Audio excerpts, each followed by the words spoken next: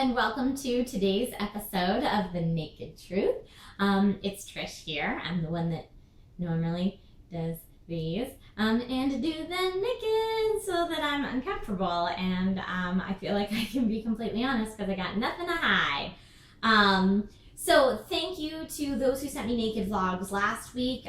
Chris, Tony, Jacob, Nick, Fred, Jenny, John, Sid, Johnny, and Dominic. And those of you who asked that I share the link to your video in the description, that's in the description below.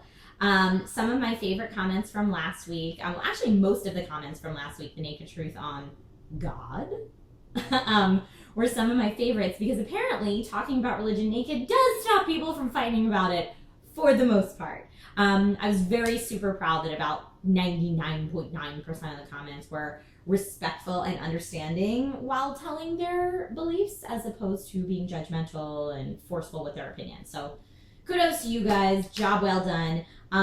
Virgil Must Die 3X said, I don't mind what someone believes, but in my opinion, if hurting people's a prerequisite for getting into your heaven, then that's not a heaven worth getting into. It shouldn't matter what someone believes, just be a good person. And I thought that was an important comment that I wanted to share because I think I neglected to say last time that yes, believe whatever you believe and good on you, but not if it's hurting people. So thank you for pointing that out. Also, Luis Hernandez said, I'm interested, but those conversations, especially with family, devolve into why don't you believe or do this?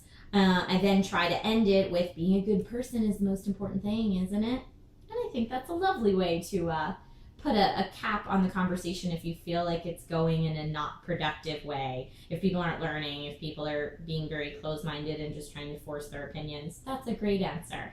And then also Ikuka, I think is how you pronounce your username, mentioned that when you use the term agnostic, or when I use the term agnostic, the term is actually, agnosticism is not actually a description of a religious state, it's a philosophy. So you can be either agnostic or gnostic, and the point is to describe the certainty of something. So if you're an agnostic atheist, or if you're an agnostic atheist, then you're not really sure if there's a deity, but if you're a Gnostic atheist, then you are definitely sure. So thank you for pointing that out. That is an important distinction. So today's Naked Truth, I wanted to do on weird jobs I've had in the past. Jacob Fonseca said, tweeted me and said, at that girl Trish, your oddball jobs, because from what we hear on SourceFed, you have done tons of oddball jobs.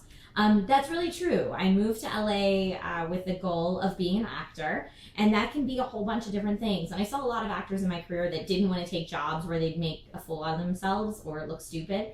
And I was never above that. So I always said, I'll take any job as long as it requires me to keep my clothes on, which is hilarious that I'm saying that in my Naked Truth vlogs. But that was always my thing. So it was like, if you want me to dance around in a Barney suit, I'm not above that. If you're going to pay me and it's not porn, yay, it's a job, it's another credit on my resume, I'm meeting new people, and that's cool, which is also why I've done some really, really crappy films. Because I say yes to every job that lets me keep my clothes on. But oddball jobs, well, SourceFed, duh. Where else do I get to make peanut butter and jelly with my face? So this is definitely an odd job that I work right now. But odd jobs that I've had in the past, I used to do a one-woman show about bubbles.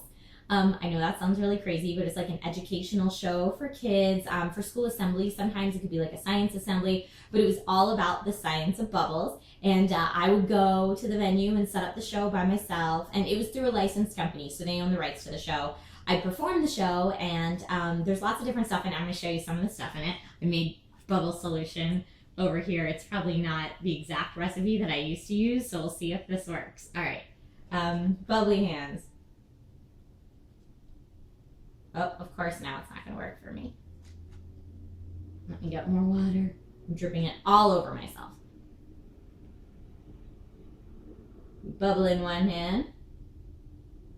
Oh yeah, this isn't the right solution, but you could like make square bubbles and snowman shaped bubbles, and the grand finale of the show, there's two bubbles, was actually putting a kid in a bubble.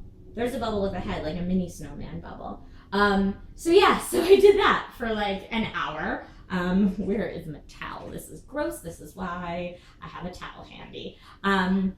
But yes, so I did that for a while, and that was really fun. And yeah, like I said, the grand conclusion of the show was putting a little kid in a bubble so they would actually step inside a pool, and I'd lift a whole huge bubble tube around them, and their faces were amazing, and that was really cute. So I did that for a bit. I still currently work as a magician's assistant, which is awesome. That's a hysterical job that I can't tell you any of the secrets of. I'll just say that when I saw the casting notice, it was asking for tiny people, and all the jobs that I see advertised for actors out here are for tall people. So when I saw must be 5'2" and under, I was like, oh my god, this is the job for me. And I went through the audition process. I had to dance, I had to do a little bit of acting, and I had to perform a magic trick, and then any extracurricular things, which I juggle. So I did that a little bit for the audition. And then like callback after callback, the magician I work for, the fabulous Misty Lady, she's amazing. And one of my last auditions, she called me and was like, hey, I really want to hire you. I think you're awesome. I just need to make sure if you can fit in my box. And we both waited a second and then laughed hysterically, and then knew that we would be fast friends and great coworkers. So needless to say, I did fit in her box. Not like that though. It's so stupid. But yeah, so that's a weird job that I've been doing for a while and love.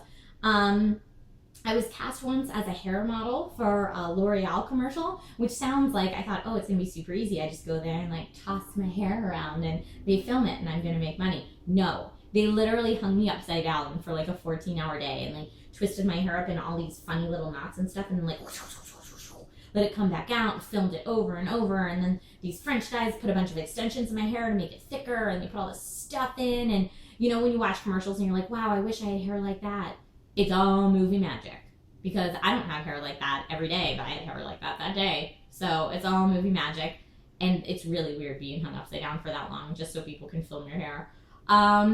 I also got cast to work as a mascot various times, and when you work as a mascot, and I don't mean like for a sports team, but like I worked, I did a little work for baseball games for the Anaheim Angels, and I got to be, I'm not going to say exactly because I don't think I'm legally allowed to, but a character that goes, rubble, rubble, so you can decide. But that was always the weirdest job, because inevitably, like, kids that are just old enough to know that there's someone inside that suit will come up and F with you. Like, I remember kids coming up and, like, punching me right in the boob because that character's a guy. So, like, this isn't gonna hurt. Kids are jerks. But I also love them in bubble show respects. But not when I was being a mascot.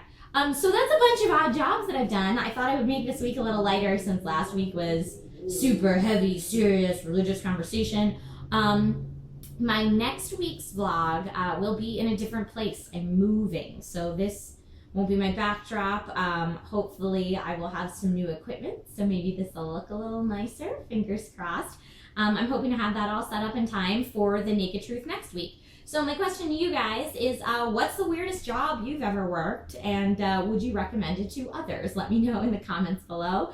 Please like this video, subscribe to this channel if you want to see more naked truthy stuffs, and yeah, I'll see you next week. Thank you guys so much. Submit your vlog topics and send me naked truths. Please let me know if you want me to share them with others. Okay,